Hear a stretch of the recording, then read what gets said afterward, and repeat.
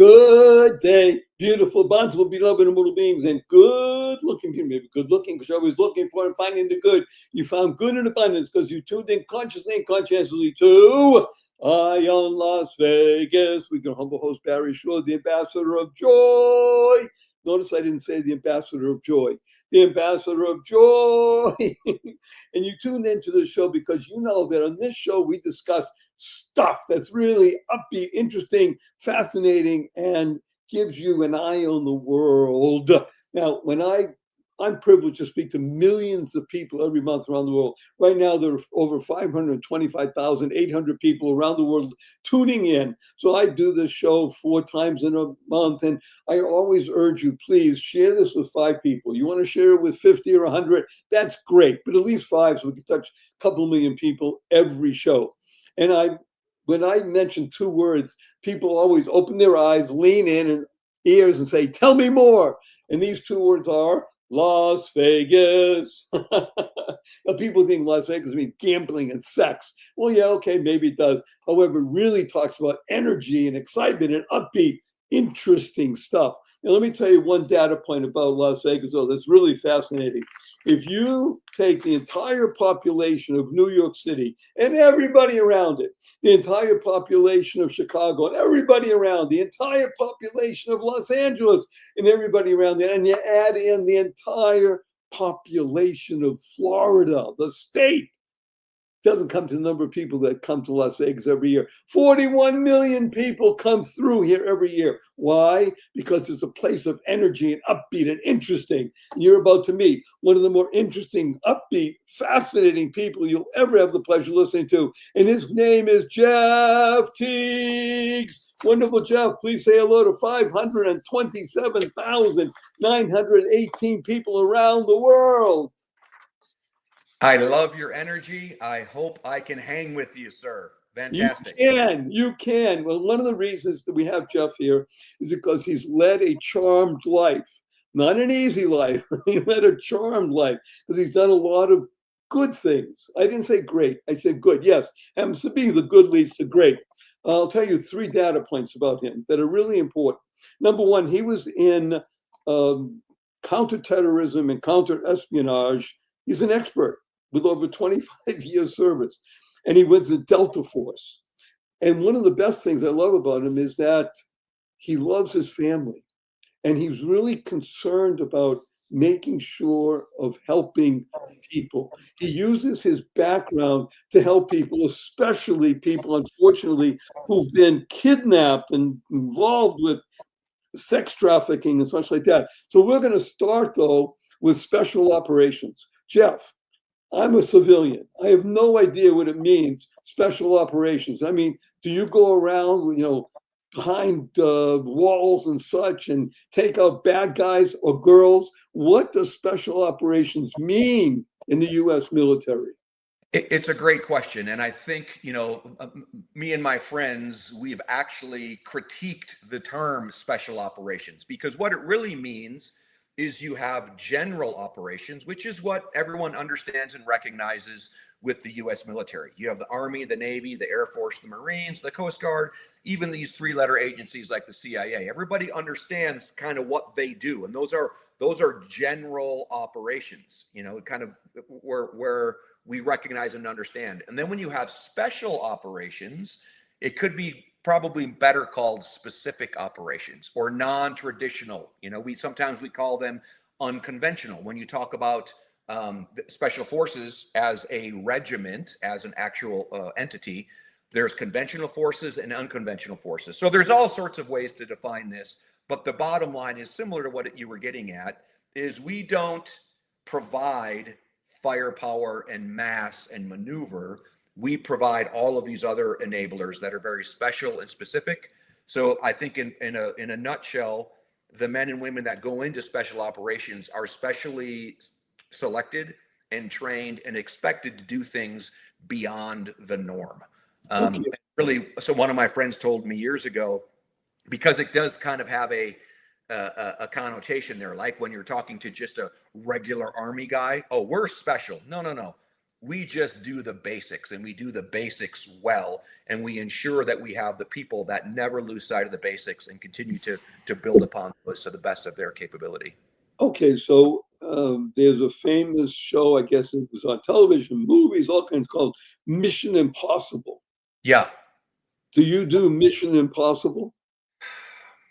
Yes and no. So it really, Let's there's get all the yes sorts. part. Let's Yeah. say the yes part.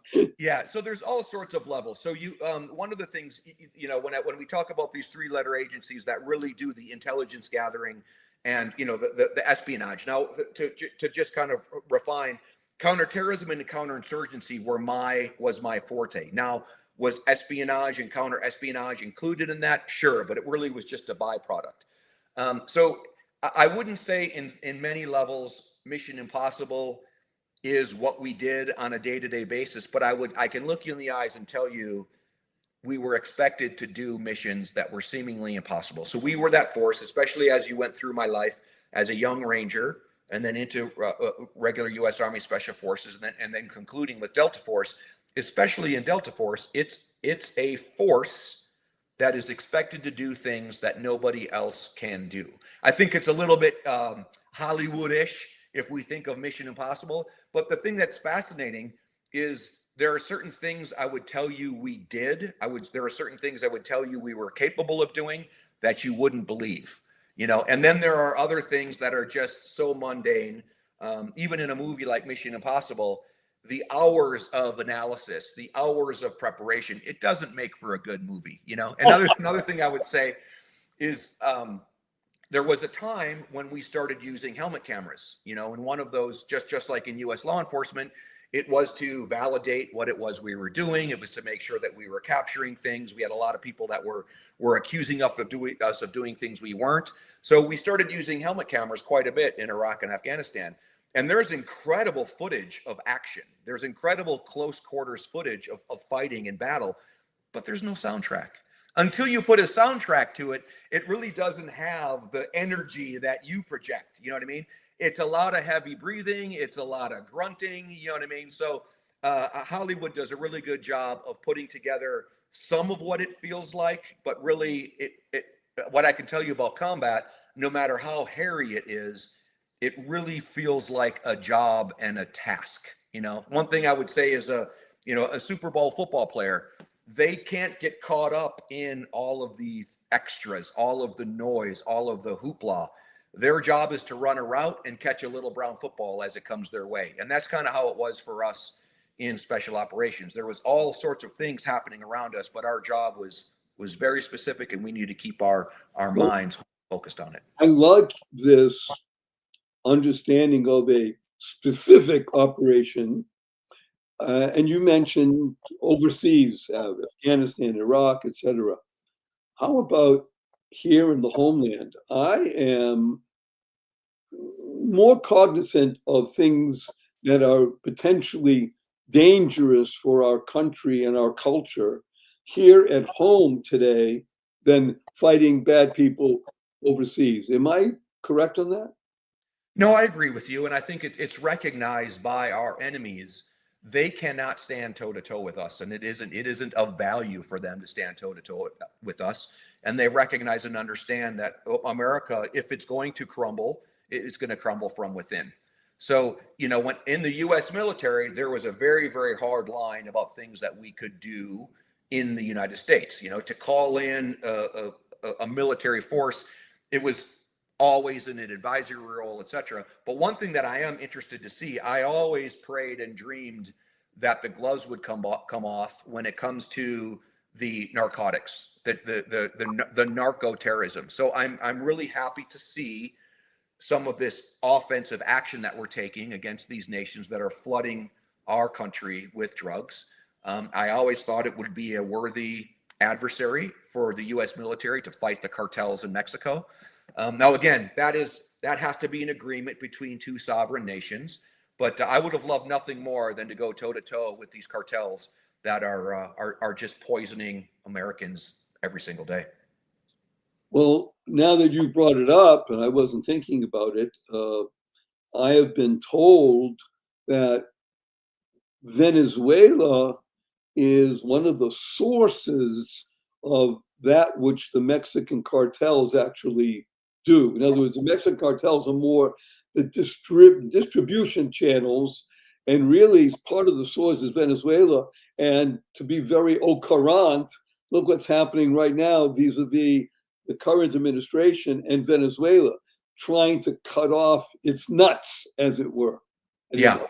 right, So it's interesting and it's timely. And actually yesterday I did an interview with a reporter from NPR, and one of the things that he was looking at is some of the comparing and contrast with what happened in Panama in the Just Cause invasion in 1989 and what's happening in Venezuela.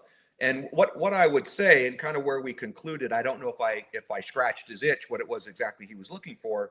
It's apples and oranges. So just like you're discussing, we're going to have to make a case for Venezuela. We're going to have to tie what's happening in Venezuela all the way to how it's adversely affecting the United States.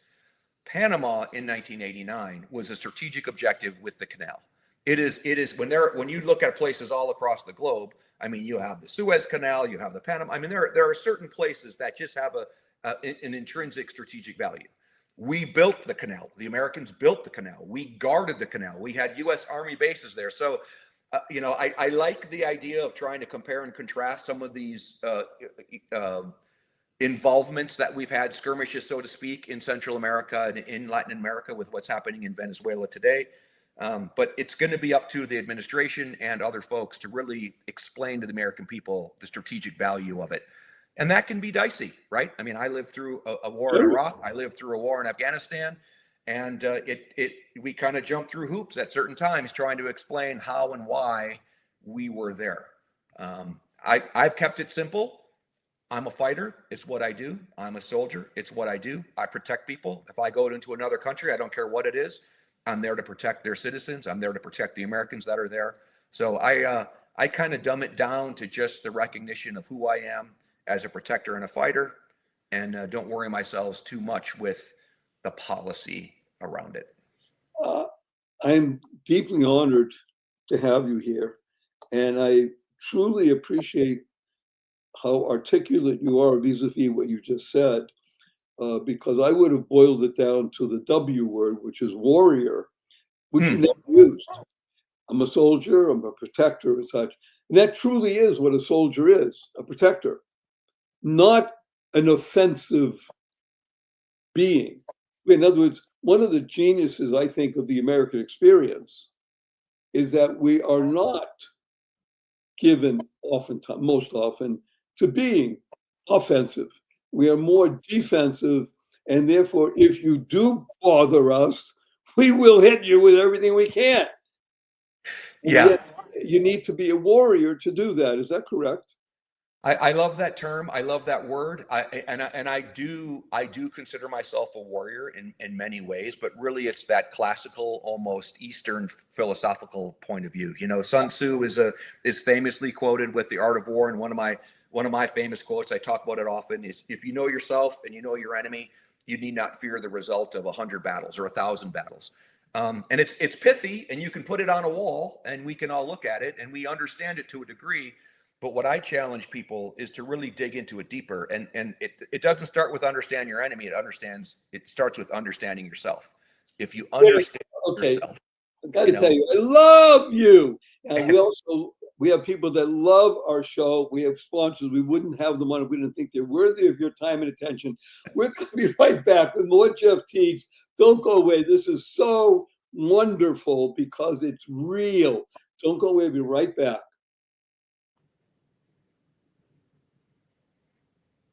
Good day, beautiful, bountiful, beloved, immortal beings, and good-looking people. Maybe good-looking because you're always looking for and finding the good. We found good in abundance. His name is Jeff Tiegs. Our cup runneth over with good. So we're going to jump right into good. We're talking about warrior, Sun Tzu, knowing oneself, therefore knowing the enemy, the ability to really fight for the good. And part of what I wanted you to discuss with us is something that just it pulls at me because it's so against what I consider true humanity, and that is sex trafficking? Please. Exactly. So to pick up where we before the break, also when you understand yourself, you often find out an uncomfortable truth that you're your own enemy, right? Your enemy will change. You know, my enemy was different in 1980s. It was different in the 90s. It was different in the 2000s. Your enemy morphs. It went from Al Qaeda to ISIS. You know, your enemy will change. There are certain characteristics of an enemy and an adversary, but what always remains the same is you. And you really have to understand and recognize the enemy within, and then your own positive characteristics and things that you've developed and been developed in you. So when I moved towards retirement, looking for the next enemy, it started with who I am. That's where I veer towards this idea of a protector versus a warrior. But to me, those are intertwined. Mm-hmm. And as I began to looking for a new adversary, I began to realize and understand and recognize the depth of commercial sex trafficking in the United States. And what I would tell you, we were talking about narco trafficking. We were talking about threats from external to the United States coming in. There is a unfortunate myth that sex trafficking is coming into the United States, that these victims are being brought into the United States. That is 100% false. It is a corruption and a degradation within our own society. So you have to keep in mind the term that I'm using is commercial sex trafficking. So that means it's a commercial level. When you're looking at things that are really, really deep under the current, you know, like a pedophile network where they're moving around children, that doesn't hit the commercial level, right? But when it comes to the level of women and children, because there are children, it's not really the pedophile width. You know, when you look at prepubescent, pubescent, and post-pubescent, that's kind of the three age categories of humans. Most normal people have a desire for a post-adolescent woman. The adolescent or pre-adolescent, now you're getting into this very, very left side or right side of this belt. Just to put an age on it, are we talking about pre-adolescent under the age of 17? Let's say 11. So I should have said prepubescent. So you've got prepubescent 0 to 9. That's a pedophile. Like that is, no one's going to argue that is pedophilia. And then from about 9 to 16 or 17, that's pubescent, and then post-pubescent, you know? Right. So the post-pubescent is the biggest demand, because that is, again, when we're using levels of normalcy, that's, you know, there are a lot of men out there who are interested in young women, ages 18 to 35. Again, then this is another. Just to put in perspective, is what you're terming correctly commercial sex trafficking, which is outlawed. Is that correct? In other words, we're talking about something that is illegal, under the radar, even though it's such a huge business that is a commercial operation run by the mafia, run by cartel, drug cartels. I mean, I'm out of my depth, obviously. I'm asking questions. Yeah. It's mostly run by independent business owners known as pimps. A pimp and a trafficker are synonymous. So when we look at trafficking, it's hidden inside prostitution. So you know this. You talked about it in your opening. Las Vegas is very well known for selling girls, and there's this prostitution. And even though it's not legal in Vegas, which a lot of people still think it is, or Henderson. Very important what he's saying, everybody. The millions of people that come here think, oh, it's legal. It's legal in parts of Nevada and specific parts, not Las Vegas. You will be busted and put in jail if you're caught. Exactly. So you have this level of prostitution, which is all across the country, and it's illegal, but we aren't really attacking it. We recognize and understand that prostitution is a problem that began in the Old Testament of the Bible and goes all the way to the current time today. So where we separate prostitution from trafficking is three elements that they call force, fraud, or coercion. So if your prostitution is the exchange of sex, force, fraud, or coercion. Coercion. So one of those three elements will take a prostitution charge into a trafficking charge. So prostitution begins with the exchange of something in value for a sex act. Again, a lot of people think it's money. Nope, it can be a sandwich. It can be, it can be a place to stay. So any exchange of something of value for a sex act is prostitution. If there's a level of force, fraud, or coercion applied to that sex act, is usually a third-party person. That's what we call the pimp. That's what we call the trafficker. Now that's elevated itself into another level of legal definition. The other thing that you're looking at is there's no such thing as a minor prostitute. There's no such thing as a child prostitute. If a human being, again, we're talking mostly females, are engaged in prostitution and they're under 18, that's automatic trafficking. So even in a place like Las Vegas, we don't come to Las Vegas to counter prostitution. That's too big of a problem. There's too many kind of wickets that you're working through. We partner with folks in Las Vegas and even where you're at in Henderson to counter trafficking. Are there women that are being exploited, forced, fraud, and coerced into conducting sex acts? Are there women that are minors, girls that need the ability to be offered new opportunity, a new life? And then who are the men that are exploiting them? So that's what we do with Skull Games. Is we are a counter trafficking organization, and we really apply, tying back in our early discussion, the techniques and tactics that we used in counterterrorism and counterinsurgency. I was just going to ask you, let's tie it back in, because part of the genius of being a protector and a warrior is the ability, like you said, specific operations to break the large, overpowering idea, prostitution.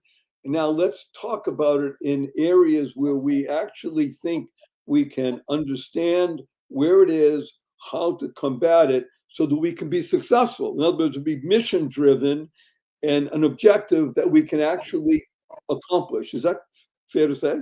It's brilliant. And it's exactly how I talk about it sometimes with folks. So, you can ask anybody on the street, where does terrorism thrive? And they can point out places in North Africa. They can point out places in the Middle East. You know what I mean? Okay, name a city. They can give you a city. All right. But as a counterterrorist, say again? Dearborn, Michigan. Yeah, well, believe me, that's too close to the truth. So, but when we were looking at the Taliban or Al Qaeda, and you named a city, or it's like, look, that wasn't good enough. I need the house. Right. And where special operations come in is we don't just need the house. We want that level of fidelity of what floor of the house, what room in the house, what does this person drive? So that's all the level of information and intelligence that we wanted and needed to be able to combat terrorism.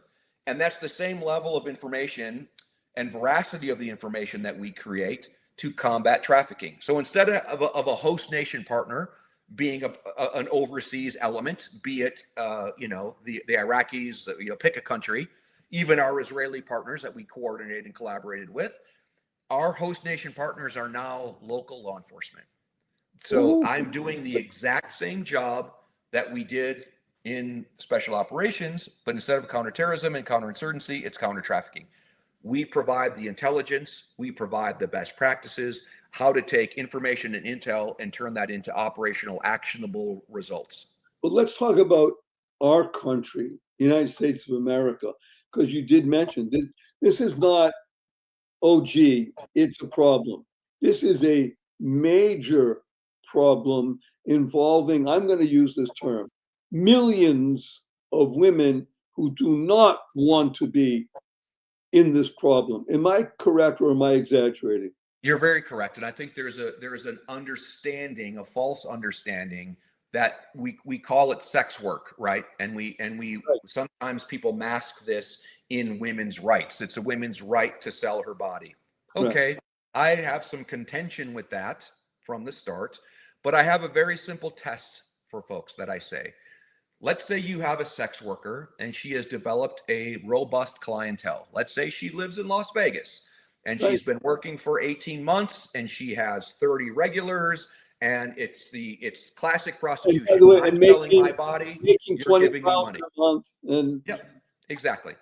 So what I tell people is, when a trafficker, when a pimp finds out about this woman, do you think he fist bumps her and recognizes her as an entrepreneur? Or do you think he finds her, he makes a date with her, he punches her in the nose and says, "You work for me now"? There is not such a thing as an independent in the sex economy. They call them renegades. There's a name for them. The traffickers and the pimps call them a renegade. She's a renegade. She's off the reservation. And if a pimp and a trafficker understand and recognize and are able to identify that renegade, they take over her business. So these women that are independent, statistically, there's only about 10% of women that are independent. And what I would tell you is even in that 10%, it's largely women in their late 40s, 50s, and 60s that just do not demand what the market is looking for. So when you take out these women that are in their 40s, 50s, and 60s, you're talking about single-digit percentages of independent sex workers in prostitution. And they are just escaping the fringe until that trafficker gets his claws into them. Oh, wow. Talk about ripping off the mask of civility. Right here in our country, we have, like the Music Man says, we got trouble right here in River City. But the interesting thing, and I don't want people to be depressed by all of this. You're the ambassador of joy, and what's fascinating is there is so much space to improve. So statistically, less than 1% of traffickers are ever prosecuted. Now that can give you the frowny face, right? Ugh. But here's the thing that I look at. If you're a young man who sees his options as, I sell drugs, I sell guns, I become a thief, I sell women, they choose to sell women because it's safer. Why not? Right. Exactly. And it's a resource that's renewable. Drugs are consumed. Now, I would tell you philosophically and even physically and spiritually, these women are consumed, but not like a drug. They're used over and over until they just lose their identity. Yeah. So I don't want to misplace that. But a young man figures, I have a 99% chance of getting away with selling another human being. Well, if we can change that 1% to 2% to 4% to 8%, somewhere in the double digits, right? There's a tipping point. And now we have young men choosing to do something else with their life. So to me, it's an exciting frontier. We are still to a degree playing catch up with these traffickers because they are recruiting online. They are sophisticated using the technology, but we have the best people in the world coming out of the US government, the Department of Defense, Fortune 500 companies that are standing up and fighting back. So that's why we call ourselves Skull Games. I consider it a game. Sometimes it's checkers, sometimes it's chess. You can't play either of those games without losing pieces, which never feels good. But we are satisfied to be on the table attacking every opportunity we get. Okay. Jeff, I'm loath to say the words I'm about to utter. However, it must be done. We do work in the world of time. We're coming to a close on our time together in this session. I have 3 quick questions for you. Are you ready? Yes. Number 1, will you come back again? I would love to. Certainly. Number 2, Jeff Tiegs. I think I know the answer. You have only 80 seconds to answer this. What is your most fervent desire? Oh, I tell you, when I go to heaven, I want my Creator to look at me and say, "Job well done, my faithful servant." Woo! Thank you. I second that emotion, sitting there. Number 3, may I give you a hug in front of, wow, look at how many people we have now. 527,917 people around the world. Let me tell you what HUG stands for. Heartfelt, unlimited giving. Are you ready? I am. 1, 2, 3. You're a good man, sir. And remember, you're listening to Eye on Las Vegas with amazing Jeff Tiegs. And by the way, as great a guy as he is, it's not about him.